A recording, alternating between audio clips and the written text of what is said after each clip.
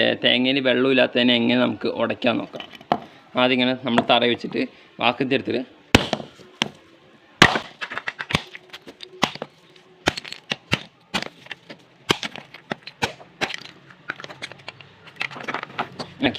പെട്ടെന്ന് കിട്ടും.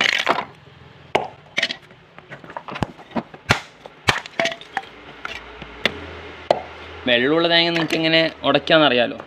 ഇങ്ങനെ കൈ പിടിച്ചിട്ട് ഇതാകുമ്പോൾ കുറേ നേരമാവും നമ്മുടെ കൈയിൻ്റെ അടിഭാഗം വേദനിക്കുകയും ചെയ്യും. അപ്പോൾ നമുക്കിങ്ങനെ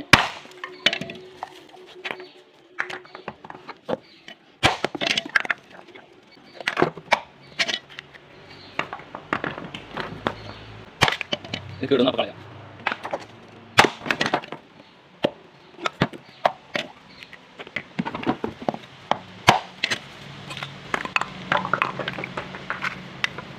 Okay, bye.